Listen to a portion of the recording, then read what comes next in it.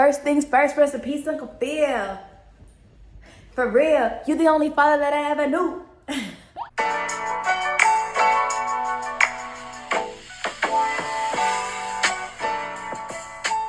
What's good, YouTube? It's your girl Chauntel T, and today, y'all, OMG, why do I look like this? Well, first of all, we're gonna be doing makeup today. Guys, I'm still gonna talk my shit, so you feel me, stay on the video, give me a thumbs up, like, subscribe, you already know. If y'all haven't already went to go check out the Celebrity Smash or Pass that I did with my girl Tasia, please, it'll be in the description box below. Watch that afterward. Y'all, gosh, did y'all not watch the Fresh Prince of Bel-Air reunion? Oh my gosh. I am a huge Fresh Prince fan, if y'all didn't know that. A huge, you know what? Side note, YouTubers be sitting up like, hey, if you guys didn't know, bruh, if you ain't never said it on your channel before or on your social media, how would we know? Of course y'all wouldn't know. Fresh Prince of Bel-Air reunion came out. It's on HBO Max.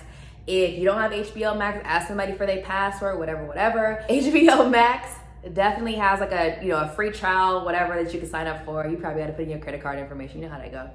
But it's on HBO, or you can see it here on YouTube.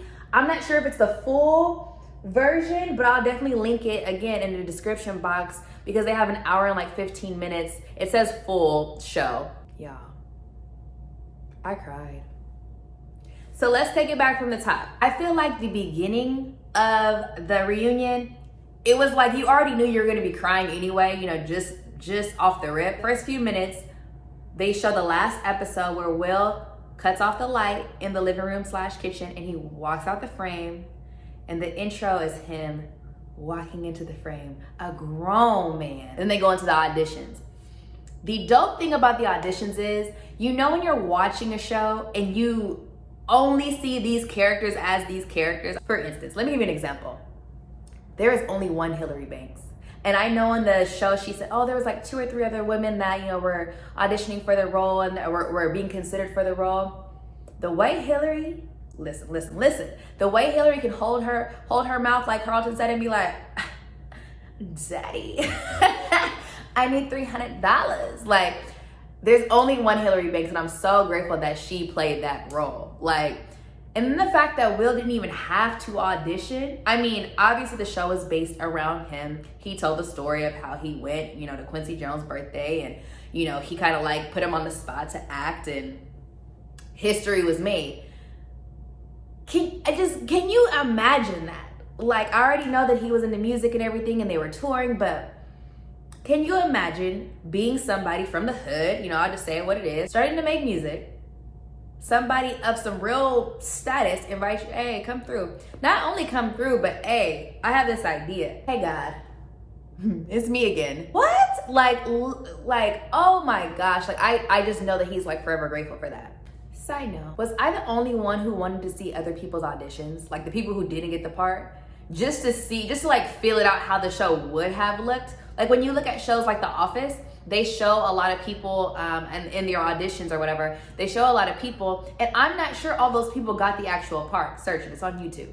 God bless the beauty community because I cannot, I can't make up and talk, so I'm gonna look like Build-A-Bear. When we talk about Will and Carlton's, Alfonso's relationship or friendship, it just warmed my heart so much. To know that they hit it off from the jump. When Tatiana was talking about, when we were doing our table reads, Will and Alfonso were like, running around playing, joking. Obviously they're young, they were young kids at that time. I love when TV shows give you that same nostalgia, give you that sense of, I knew they were just as close, on camera as they were off camera. Like that makes me happy. When we talk about the social issues in the world, it was real, but it was pretty sad that, Will Smith is pretty much like, we touched on social issues that are still relevant today. That's what made this show work. Like, the fact that they were so real about stuff. Everybody remembers this scene with Jazz when he's like in the courtroom and he's on the stand and he's like, the officer's like, hey, put your hands, and he's like, next thing you know, I'm gonna have 6 shots in me. Like, no, I'm not putting my hands down. Like, little things like that make you realize they weren't scared to push boundaries. The style in which the show was designed and like, you know, the character makeups, I appreciate Carlton and Will's dynamic so much because, I'm saying appreciate a lot, aren't I? But I appreciate their dynamic so much because we can all relate. Like, because it was so culturally Black, culturally diverse. If you came from the suburbs, we all had that one friend that, you feel me, was from the hood who just happened to be going to the same school as us that was getting into stuff. We can relate to that. And then on the other side of it, hey, if you come from the hood, you know, you always have to have that token, you know, suburban friend that can kind of like help you or pull you up out of some stuff. Or hey, whose mom just might, you feel me, whose house might be bigger, you might want to go kick it. Like, I love that they showed all sides. If you look at the beginning of the show,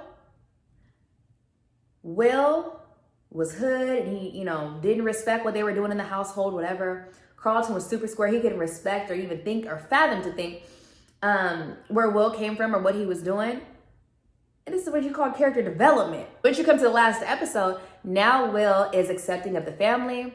Now the family is accepting of him. Carlton got a little more, you feel me, like a little more, now I'm saying street cred, but you feel me, like he got his balls have dropped a little bit. And Will is more soft. Will is more understanding. Will is more defensive of his family. You know what I mean? At the end of the day, they square up. That's still my ones right there. Literally, we watched Tatiana, Ashley Banks, grow up. She said, I started the show when I was 11 and I was 17 when it ended. First of all, that's a hell of a job. Hillary absolutely said though, she was like, you know, as the writers began kind of switching and growing the characters, she wanted Hillary to stay Hillary. We're trying to get it together. Can we talk about how the show was recorded in front of a live audience? Will said something so specific. He was like, yeah, we recorded in front of a live audience. Most people use like the little button or little system where they have like the fake laughter in the background. He was like, our live audience was so lit, that we had to turn them down. Like, come on. Can you imagine being like, hey mom, hey mom, why I gotta be mom? Hey boo, hey bae, hey mom, hey sis, I just got tickets to go see The Fresh Prince of Bel-Air this Friday, I think he said, when they recorded. Like, I'd have been so hyped. And the fact that they were interactive with the crowd. Carlton even said on was it the last episode where he was like, I'll try to answer the clip, but when he was like running around the whole entire set and he was like dragging himself across the floor and he ran into the audience. And as we all know, TV shows that were recorded in front of a live audience, they don't do that. They don't break that fourth wall, you know? It's just not viewer through TV or through live. It's now, no, you are now involved in the show. And then can you imagine watching the show back 30 years later and being like, that's me in the audience sitting. Why do I have to be a 90s baby? Like, why couldn't I have been like a 70s or 80s baby and then actually been grown enough, you feel me, to pull up to the show? I was watching a video by Adrienne Bailon. Yes, the girl from the Cheetah Girls. Is she canceled or do we watch her? I think that we watch her. I think she's good. And she was saying the trick to a good under eye or a non-creasing under eye is to look up.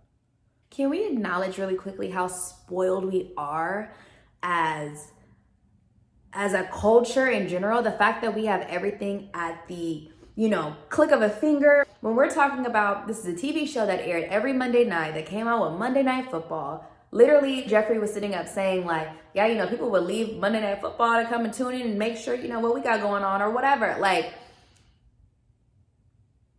do y'all feel me? Like, do y'all feel me? Because now, like I said, we have shows that come on like what? Amazon Prime, and they give you a season, or Netflix, and they give you a season, and they go on about their day. No ads. Whoop-de-whoop.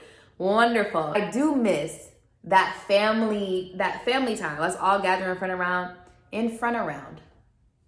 Let's take a moment for my tongue though. Gather around in the front of the TV to sit down and have family time and just bond and wait. Ooh, you know, the Fresh Prince is coming on. Let's talk about everybody's favorite episode, the father episode. We all thought and I don't know who started this I don't know, this story, this lie, this fib. And James Avery and Will did that scene where Will's father came back into his life and he was making him all these like, you know, luxurious promises and stuff. Everybody said that that part was completely off the top of the dome. It was natural. And that's how you know how good of an actor you are. The fact that we believed for so long that Will legit was like, you know, I actually got daddy issues. That nigga came out and was like, he had a daddy. I'll just say that. I'll still cry to this day, y'all. Am I the only one? Leave a comment down below if you still cry off the daddy episode. On the reunion, Will talks about how James Avery pretty much, you know, how Will messes up his lines, and James is like, you know, bruh, like, get it together, look at me, whoopty whoop, you know, let's get it done. Focus, being your acting bad. And he just inspires him to turn up the way he did in that scene. 10 out of 10. If you like me and got your own stack of daddy issues, that episode would definitely push you over the edge. Like, he said, why don't he want me? Leave me a comment and tell me what episode was your favorite, because I need to know. If you did not cry during the reunion, you a different type of beast. That's how you can truly tell when you're like vested, you know, in characters. And I'm one of those fans that if I'm a fan of your stuff, I'm gonna rock with your stuff. I'm gonna rock with everything that you're doing, you know, so on. And even after that, let's get into this dark skin, light skin, and Viv situation. First of all, I like how dark skin and Viv came on camera and was like, first of all, when her and Will first initially hugged, cried. The fact that she said, people refer to me as like the OG on Viv. No. We refer to you. Yes, you are the OG. And I do really like her. But we refer to you as a dark skin and Viv. That was cute. You tried it. Side note, I don't like the way that she interviews necessarily. I've watched a few other interviews of her before from the past. And she like, even in this interview, she was like interrupting Will and not letting him finish the sentence. And Will, if you watch, he and Jada Pinkett Smith are thinkers, are intellectuals. They stop, they listen, they take their time when they're speaking so they can formulate their thoughts. And so the fact that she kept interrupting him, I was like, stop. I want to see his point of view, because one thing that they did not touch on was, what did Will, I know all of this is like Googleable, but Googleable. Is that a word? Did I make that up? I wanted Will to come out of his mouth like, I did say this, that, and the third. I just wanted it to be a little, just a layer deeper than what it was. I don't know if y'all peep. When we talk about dark skin and Viv and her character, they were low key like two different characters. When we talk about dark skin and Viv, she was so educated and empowered and very confident Black woman. I didn't even like think about how light skin and Viv changed that. And to be perfectly honest, I feel like it was because she's light skinned. Can we talk about the elephant in the room? Because I know y'all people in Carlton was there 1 second, and then when dark skin and Viv came out to hug everybody, was gone the next. Now, of course, this is the internet. You know, we messy on the internet. Y'all messy too, and don't think I don't see y'all. I saw a tweet, and it was like, hey, just because Janet said that you was Will's tampon doesn't mean that you can just, you know, solve the issue or whatever. Let me tell you, we just watched Gucci and Jeezy go up at each other. If she tried his manhood at the end of the day, I'm not mad at him not wanting to rekindle a friendship. I'm not mad at that. Now, obviously, for my own selfish being, because I'm a viewer and I, you know, felt like that would have been even more, you know, meaningful to see, like to represent the show. That's a grown-ass man at the end of the day, okay? And then it happened. As I was watching the show, I was sitting up Googling, like, whatever happened to Nikki? I'm like, oh God, please don't tell me he passed or, you know, whatever. I'm Googling what happened to Nikki, and guess who walks to the door? Little itty bitty Nikki. You could tell how close like he and Ashley were because they were closer in age, because as soon as he walked the door, she hops up, runs, hugs him. So freaking cute. Did we not all want to have a dad like James Avery? He was mean, he was nice, he was loving, he was caring, he was protective, he was everything that you want. He was a provider, he was everything that you want in a father figure, you know? Like, whew, that was a man. I cried for a good like 30 minutes of this, like no cap at all. I like a dark lip, but this is exceptionally chocolate. As the last table read is shown, everybody is super emotional because they know it's their last time on that set in that environment that they're going to be together. And if you think about, you know, a traumatic event in your life, or, you know, just the ending of something super meaningful, regardless if it's a relationship, a job, whatever. When you think about that, you really be in the moment, because when you started, you didn't think about that ending. It broke my heart when Jazz said, after my scene, I had to go. I, you know, walked straight to my dressing room. I took a cab, I got on a plane, and I left because I couldn't say goodbye. I am almost done, I am almost done. Everybody agreed that they had no idea how big this show was gonna be. As a creator, that was such inspiration to just keep going, just to keep going, just to be consistent, just to be happy with the stuff that I put out. When they say, hey, I didn't know that the show was gonna be as big as it was, I think about, wow, they didn't. They literally went into a room hoping that it was gonna work. We're hoping that they were gonna have good feedback. We're competing with other, you know, not very many other Black sitcoms, but, you know, family sitcoms in general. That's a lot. I don't know. But that inspired me, for real. All in all, first of all, how do you guys feel? All in all, the reunion was dope. I loved it. I just loved it, okay? Can we take a side note and say everybody looks the F good? Like, still? I'm just excited to see what that next Black sitcom is gonna look like that hits as hard as the Fresh Prince hit. Style, culture, just everything. If you agree, like I said, leave me a comment. Let me know what y'all thought. Let me know if you liked the show, didn't like the show. Who was your favorite on Viv? What was your favorite episode? Easily the father episode was my favorite episode because, the heartbreak. Let me know. Like I said, it's your girl Chauntel T. Love y'all. Deuces.